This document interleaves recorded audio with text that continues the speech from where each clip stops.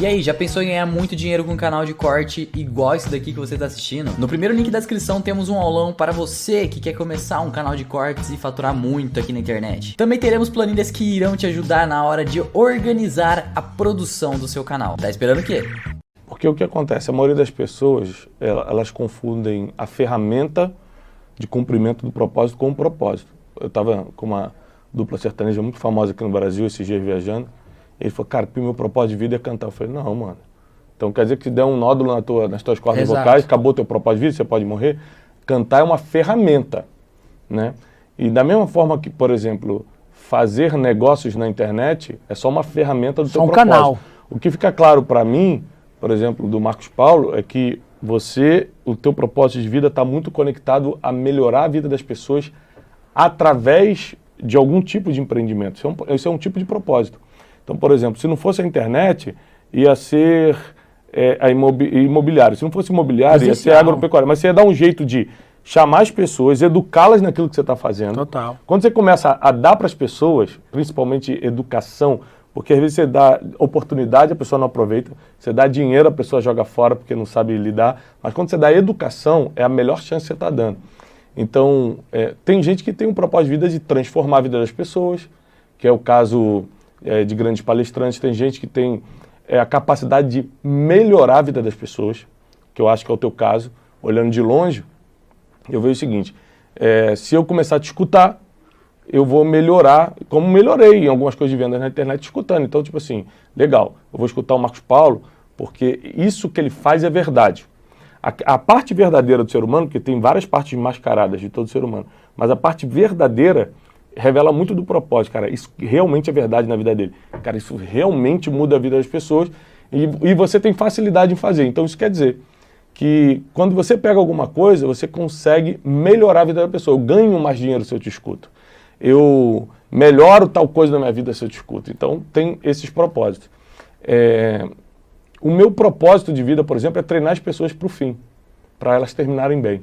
Eu sempre penso nisso. O meu primeiro desafio é eu terminar bem, porque o que eu tenho isso hoje não quer dizer absolutamente nada. Se eu fizer uma besteira, amanhã acaba tudo. Certo. Se eu não lidar bem com o meu dinheiro, amanhã eu morro pobre.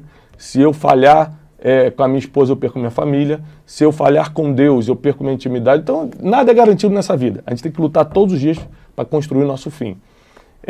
E é por isso que a Bíblia diz, aquele que está em pé, cuide-se para não cair. Se você cuida do teu corpo, você tem que cuidar pelo menos 5 vezes por semana. Não é uma vez por semana que você vai na academia. Tem que ir pelo menos 4, 5 vezes. Ou seja, cuidar é uma coisa diária, cara. Quando a Bíblia diz que a gente tem que cuidar para não cair, olha para o teu propósito, olha para a tua família, olha para as coisas que eu já te entreguei. Não me pede mais se você já não está administrando bem o que eu já entreguei. São vários tipos de cuidado que a gente tem que ter. E tudo isso sempre está conectado ao propósito. Então, eu paro para pensar, mesmo na época de antes de eu quebrar, que eu tinha agência de turismo, eu sempre quis de alguma forma treinar as pessoas. Eu lembro que eu levava as pessoas para Israel, né, porque eu tinha agência, e eu falava, por que a gente não passa na Universidade Hebraica de Jerusalém, faz um curso de Apocalipse? Eu era muito ligado à teologia nessa época. Eu sempre queria preparar as pessoas, mesmo estando no turismo. Legal. Sempre foi uma tendência minha. Então, quando eu me descobri como pregador, como treinador de pessoas, porque isso sempre teve em mim, me descobri porque não cai do céu, já estava em mim. Eu só não percebia. Meus resultados começaram a chegar. Geralmente, teus resultados vão estar ligados ao cumprimento do seu propósito, ainda que você não tenha claro o que é esse propósito. Eu não tenho dúvida que enquanto você estiver melhorando a vida das pessoas, não vai parar de vir resultados para a sua vida. E a pessoa que está escutando a gente, quando você descobre o seu propósito, ou mesmo que sem perceber, ou seja, sem intenção, você está cumprindo o seu propósito, não tem como não ter resultado. Boa, então um sintoma para saber se está em propósito ou não seria os frutos, o resultado. A Bíblia diz, pelos frutos se conhece a árvore. Então, você sempre vai dar fruto que está conectado ao tipo de árvore que você é. Né? Então, o limoeiro vai dar limão. Então, o seu propósito ele vai ficar claro através dos seus resultados. Por exemplo, existem propósitos que estão conectados a legado. O apóstolo Paulo, ele morreu pobre, cara. E um cara daquele tamanho não era para morrer pobre. Mas é que o propósito dele não está conectado à riqueza, está conectado a legado. Passaram-se 2000 anos da morte do apóstolo Paulo, a gente está aqui falando dele numa cidade que ele nunca nem apareceu. Certo. Isso é legado. Tem propósitos que conectam a legado, tem propósitos que conectam a finanças. E quando eu digo finanças, como o propósito está ligado a outras pessoas, está ligado a uma riqueza que vai ser distribuída a outros. Ou seja, você vai dar muito emprego, você vai, através desse dinheiro, fornecer muita educação para quem nunca teria. Então, cada propósito gera um tipo de resultado. E o problema é que as pessoas, elas desejam o resultado tal, mas não querem viver o propósito que provoca esse resultado. Processo para chegar lá, né? Não quer, as pessoas não querem. Então, tipo assim, a maioria das coisas que as pessoas estão desejando em casa agora, elas nunca vão ter, porque elas não estão dispostas a sair da cama agora, sair do sofá agora e fazer o que tem que fazer. Há pouco tempo atrás eu estava 12 quilos mais gordo, 11 quilos mais gordo, e há 3 anos atrás eu estava 20 quilos mais gordo. Aí eu olhava as pessoas mais magras, as pessoas que treinavam, e falava assim, nada a ver isso aí, sabe o que é isso? Que não está buscando conhecimento, porque o cara que tem buscando conhecimento não tem tempo para ficar fazendo isso. É claro, você sempre vai dar uma desculpa para poder continuar escravizado na tua falta de resultados. E aí um dia eu resolvi, cara, por que eu não posso ser tudo? Por que eu não posso continuar buscando conhecimento, também cuidar da saúde e também... Então eu fui tomando atitude, eu saí, a melhor coisa que você pode fazer é sair agora de onde você está e começar a fazer algo para provocar o resultado que você está sonhando.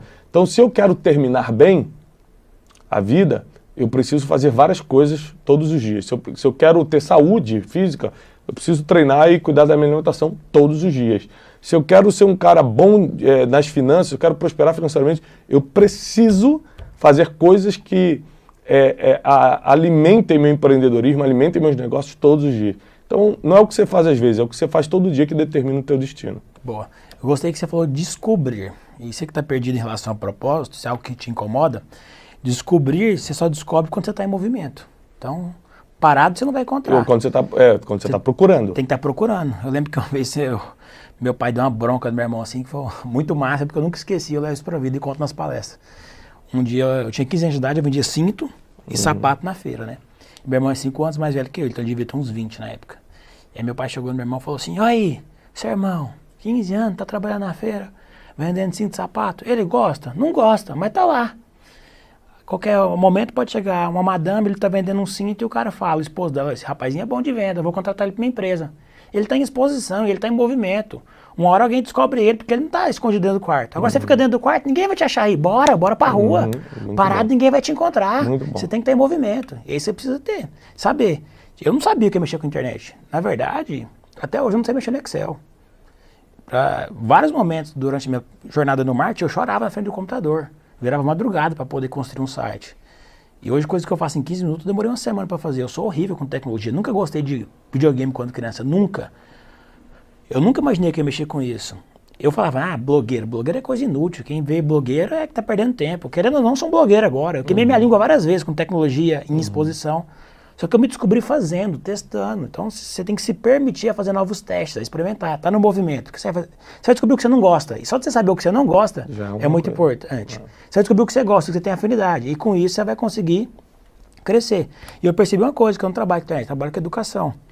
Minha mãe é professora. E eu não gostava de falar. E hoje eu sou apaixonado em falar, dar treinamento, palestra e tudo mais. Até você perguntou, eu fiquei pensando. Eu iria ou para a área de treinamento ou para a área do imobiliário, que é as duas coisas que eu me despertei no meio do caminho. Então, o propósito é descobre. O propósito, ele nasce com você.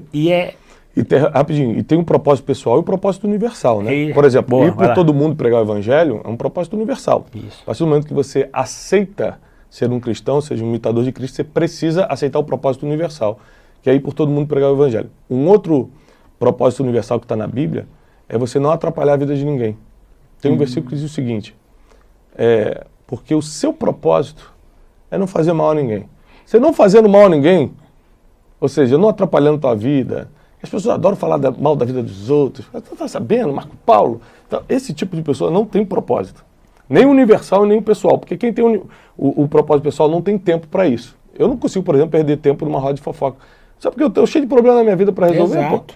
Cheio de coisa para fazer, eu vou ficar perdendo tempo falando dos outros, não tem como. E o propósito universal já deixa claro que eu tenho que pregar o evangelho e não falar mal dos outros. E não atrapalhar a vida de ninguém. Então, é muito legal, porque se você nunca descobriu o teu propósito pessoal, você vai poder ir pelo universal e se guiar da mesma forma. Total. E no seu pessoal, você tem que ser exemplo e fazendo o universal acontecer no meio da sua jornada. O seu pessoal está submetido ao universal.